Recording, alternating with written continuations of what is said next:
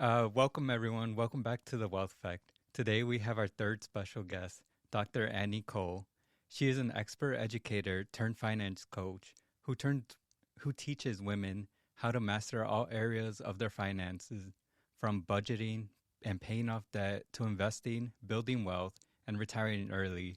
In her 20s, Annie was a burnt out social worker, struggling on a $26,000 salary. But in her 30s, she climbed the ladder to a vice president role, investing over 380,000 and owning over $1 million in real estate. Now she runs Money Essentials for Women, an online financial resource center for women and inspiring women to step into new levels of money mastery and confidence. Thank you for being on the show, Dr. Annie. Thanks for having me. I'm excited to be here. One of the first questions I want to start off with is, how has growing up in a small town influenced your dreams? Because I come from a big city and I feel here in Chicago, most people have big dreams, but I would like to know how it comes from being a small town. Yeah, that's a great question. Growing up in a small town, I remember thinking a lot about my small town. I think that's one of the things, for better or for worse, you really have a small world. You have your family, you have your friends. My graduating class was only 60 people.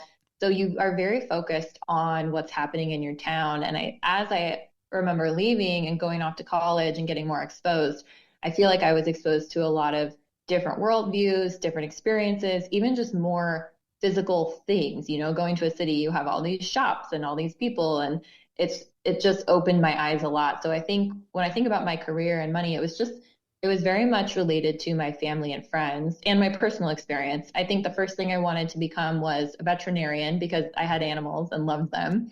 And then as a teenager, I had acne, so I wanted to become a dermatologist. And then by the time I graduated, I wanted to become a counselor. So yeah, it was very much that small town personal life that got shifted a lot when I moved out. And in your family and within friends, did you talk a lot about money or was it not really a big topic? No, I don't remember talking about money at all. My mom was a hairdresser. My stepdad worked at the school. I don't remember ever really talking about money. It was just kind of a given that money was coming in and my family was taken care of. And then I remember talking with my dad a little bit. He loved to trade in the stock market when I was a kid. But I don't remember paying a whole lot of attention. I would just listen to him a little bit and never really followed the advice too much when I was younger. So yeah, it was not a topic we talked about a lot in my family. Yeah, that's interesting because most younger people now want to bring up money topics to children because they're seeing the world that not learning about money at a young age creates a really big disadvantage for their kids when it comes to like preparing for college or growing up in this world where things keep costing more and more as time goes on.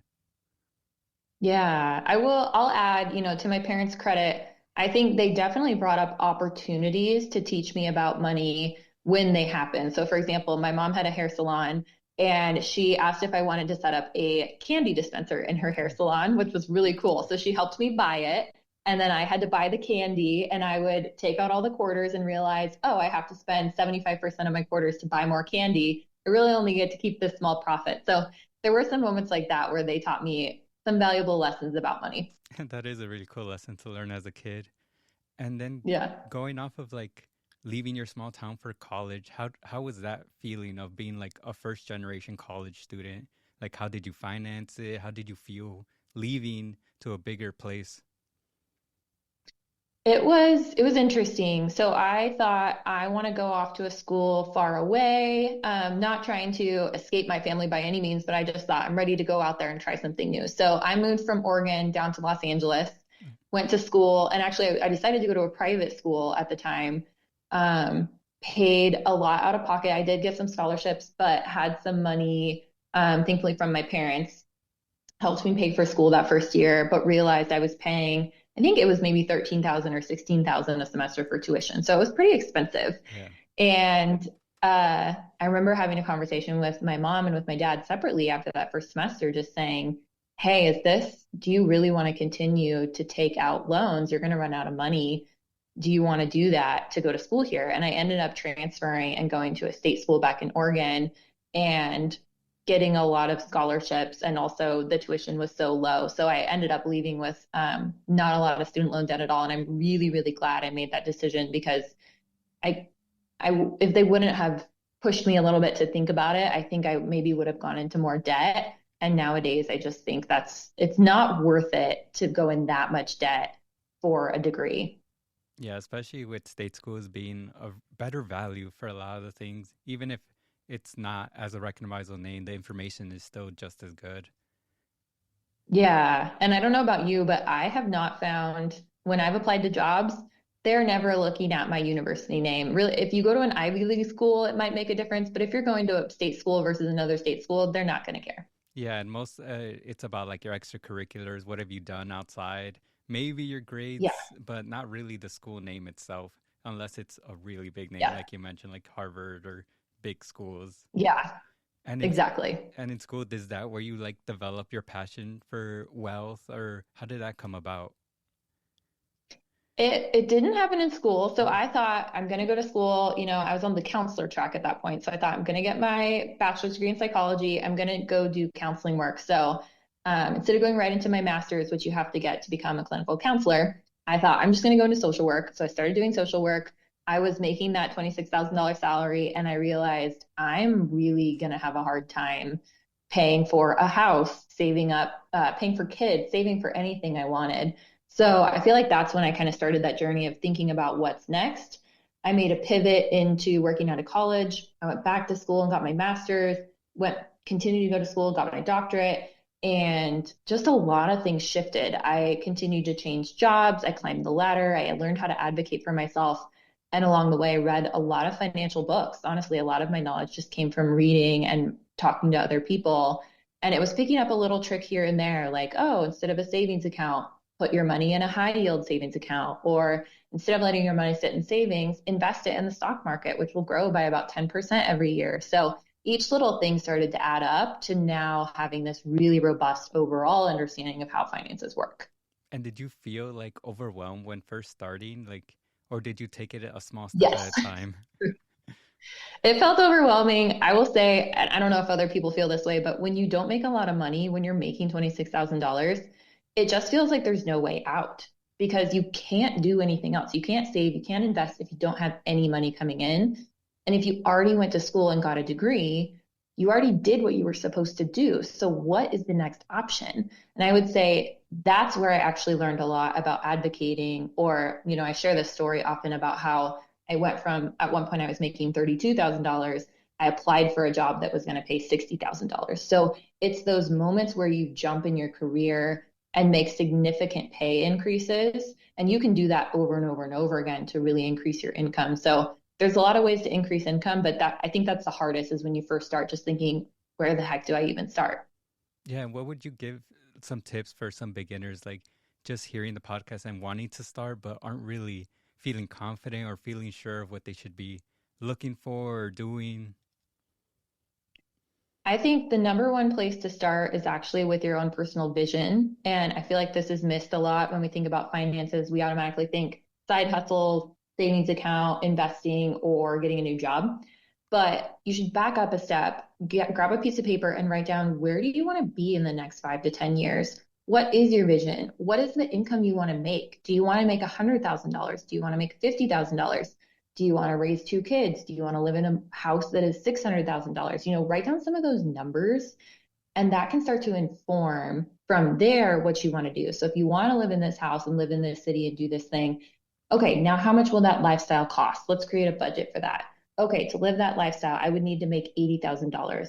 I'm currently at 50. I need to start getting this certificate or networking with these people to then move up the ladder. So, when you start with that vision, it just gives you more, I think, motivation and clarity instead of just saying, I'm going to budget and I'm going to save and I'm trying to apply for jobs, but it feels like discombobulated and it's not, you don't know really where you're going. Yeah. And how would you advise someone to keep motivated, because failure happens, or you miss a couple of days and then it just builds out the habit already. You like missed it, like, oh, whatever, I'll try another time.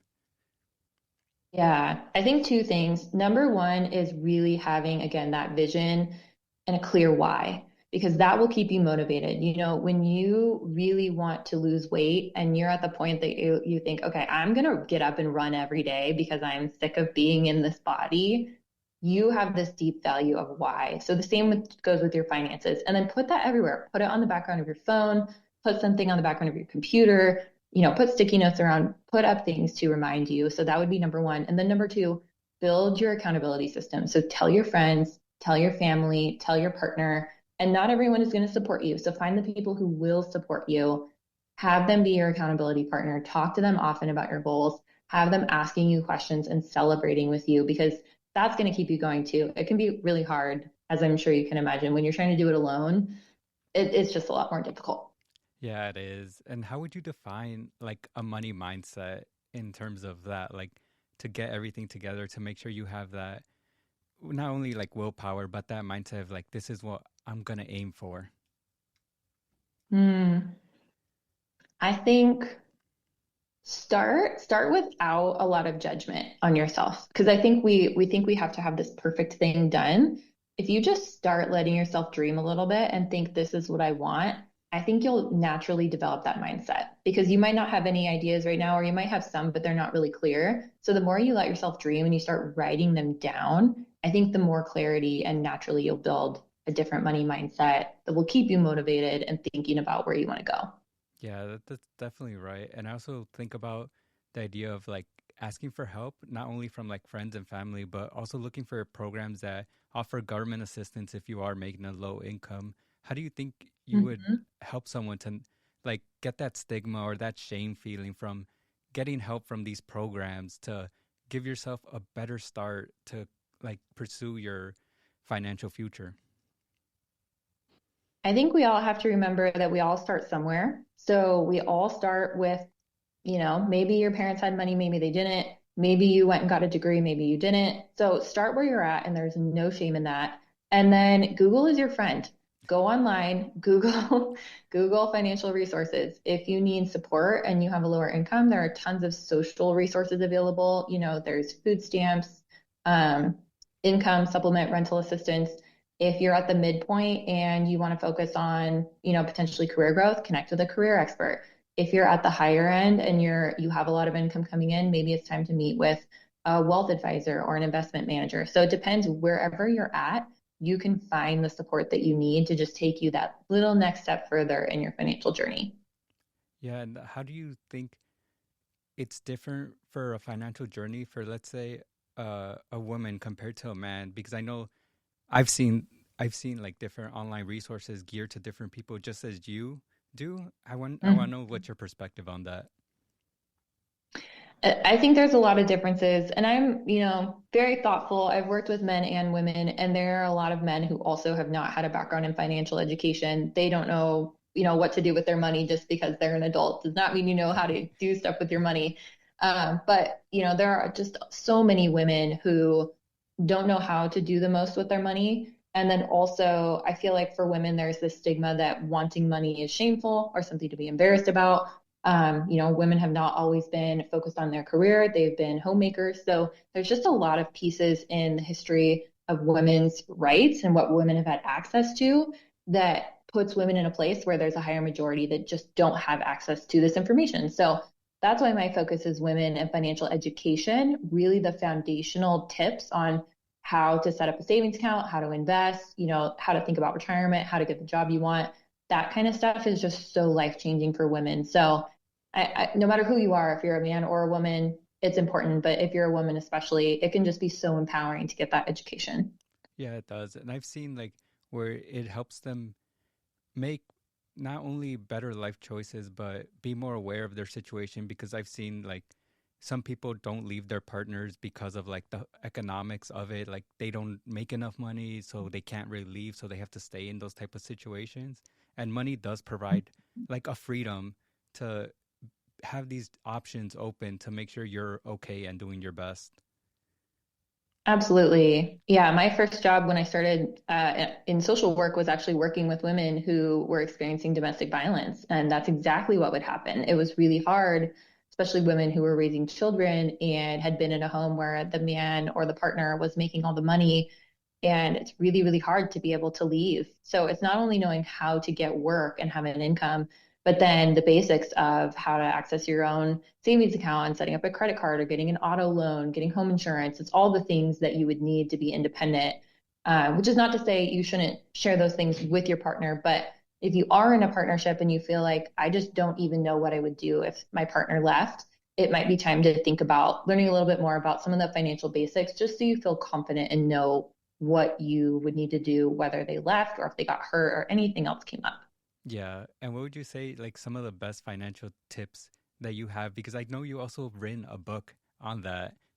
Can you share more about Mm-hmm. that? I could talk about that for hours. So my book is 101 Ways to Build Wealth. I actually give away e-copies for Oh, free on my website. So if you're listening, it's money-essentials.com. I give it away for free again because my vision is just that any woman who wants it would get access to financial education. So it's 101 different tips. Some of them are really simple tips, some of them are more advanced, but things like if you're going to put money in your retirement account, knowing the difference between a 401k and a Roth. So a 401k is putting in money now and getting a tax benefit now. A Roth is putting money in now where you're paying taxes on the income, but then not paying taxes on it when you pull it out later. That can be so impactful for someone that wants to think about their taxes. And do you want to save money now? Do you want to save money later? What are the differences? So that is just one of 100 different tips that I share, and each one of those can dramatically change the outcome of your finances. yeah. And I'll have links below of all your like books and resources to your website. And then going Awesome. off of that tip about taxes, I think that's one important thing people always overlook, like understanding or learning some tax information because it's not just about how much you earn, it's about how much you keep and how you plan to keep it all together. Yeah, exactly. And I think, no one is staying up late at night reading tax code. I'm sure no one wants to be doing that. It can be dry, it can be boring. So if that's the case, either if you're interested, do some research, start to get educated on just the basics of how taxes work. If you don't want to become an expert, find someone who can be your tax expert. So if you just want to do your taxes online, you have a simple tax return, do your TurboTax, that's totally fine. But if it's getting complicated, you are trying to run a business, you have kids, you have a home, definitely meet with someone who can actually help you plan your taxes because you may pay that person. For example, let's say it's somewhere between $500 to $1,000.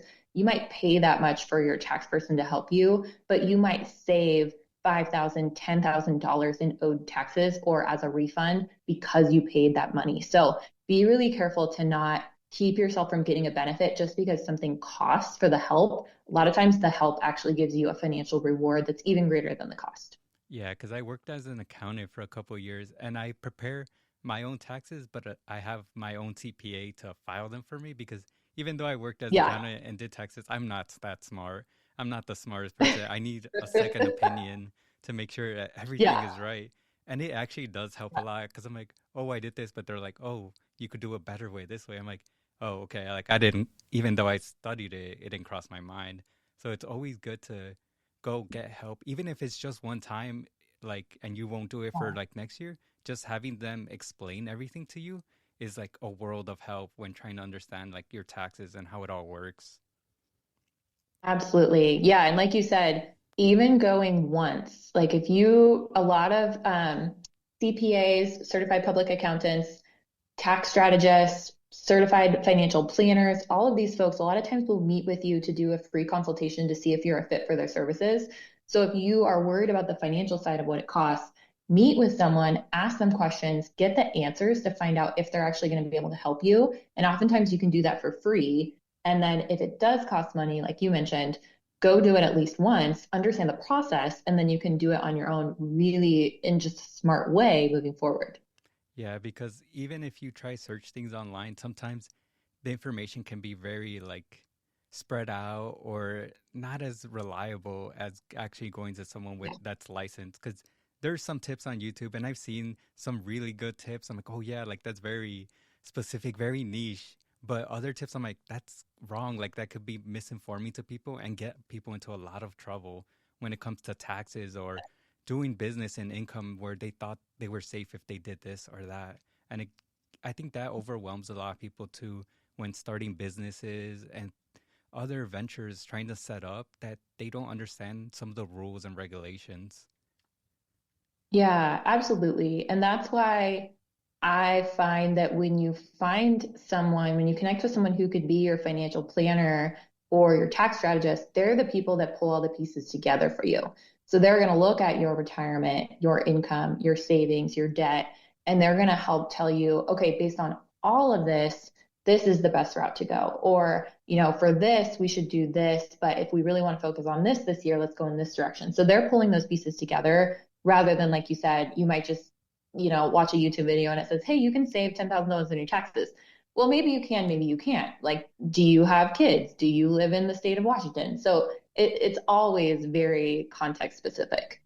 And you offer one-on-one coaching. How does that look like when approaching a client and the services you would provide to them?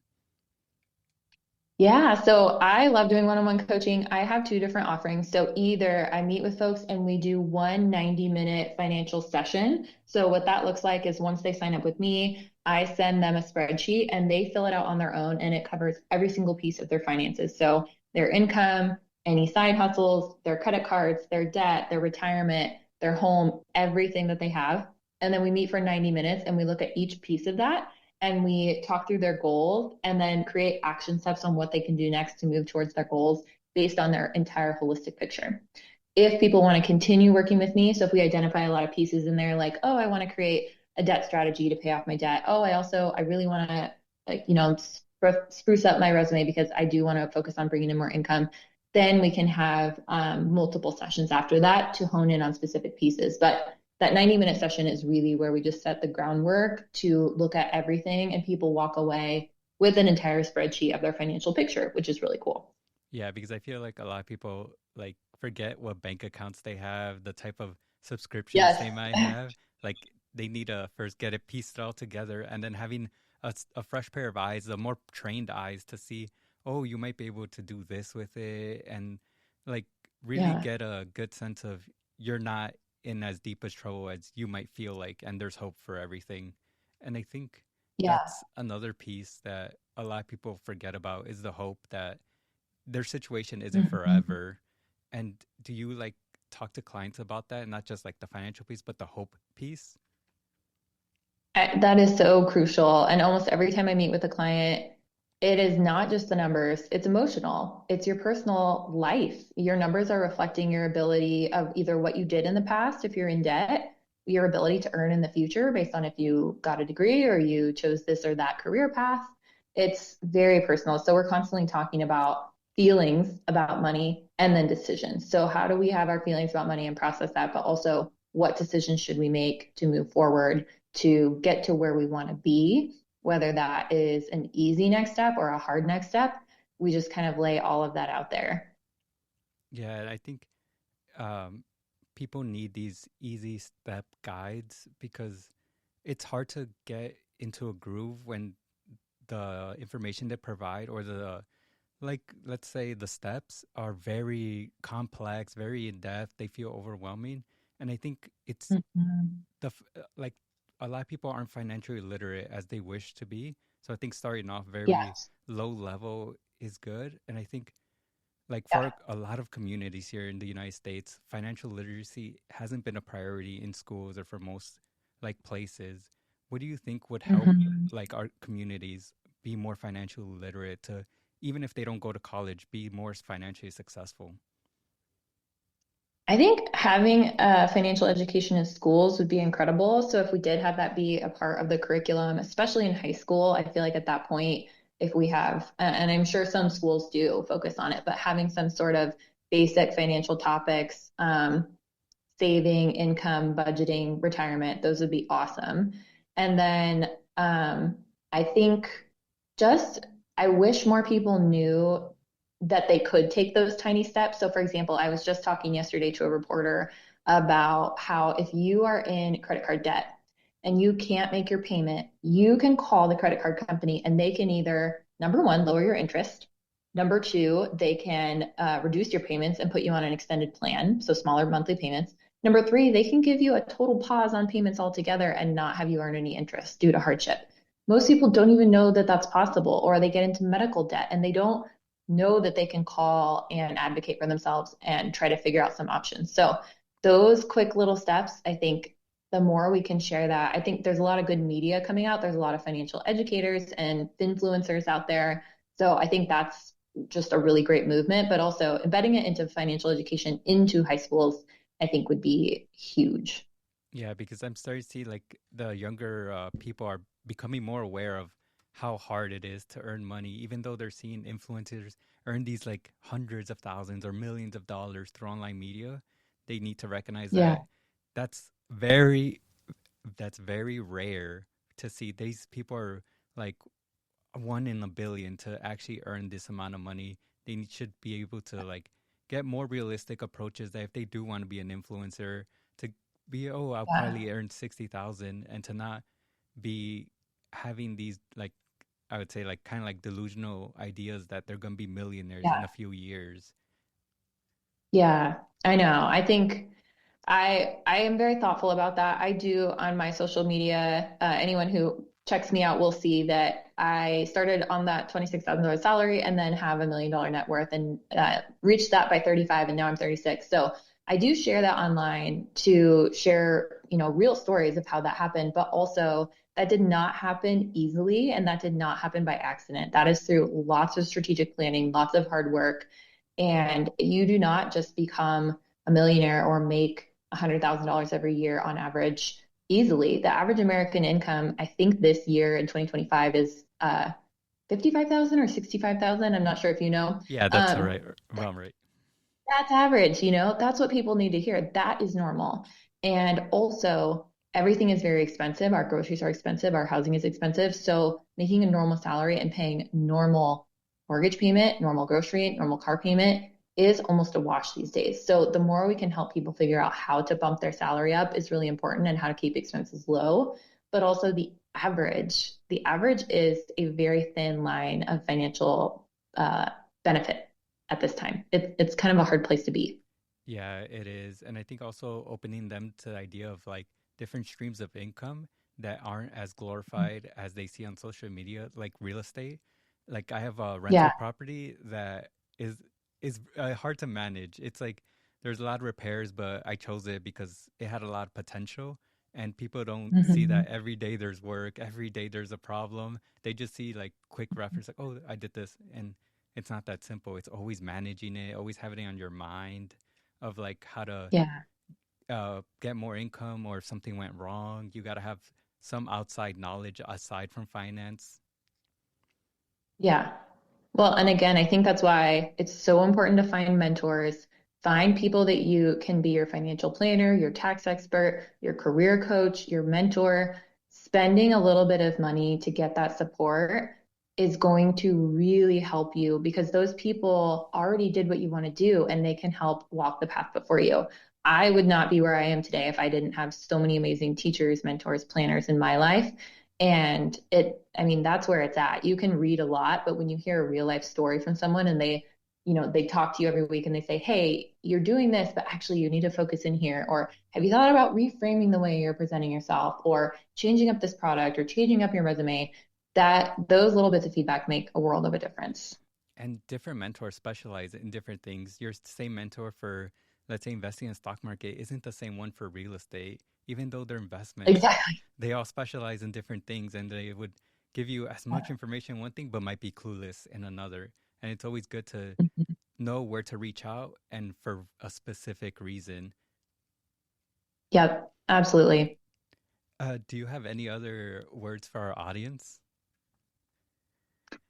I really liked what you said about just having hope. I think when it comes to your finances, know that there are so many amazing strategies out there. Your past is not the predictor of your future. I can confidently tell you, as someone who came out, making $26,000, my path was small town girl, first gen student. This is going to be my path, and it's not where I ended up. So you can totally change your trajectory. Have hope that that's possible. Connect with planners, mentors, people who can help you get there, and be really vulnerable. Share where you want to go. Have that vision and get the help you need to get there, and you will be amazed at what you can accomplish.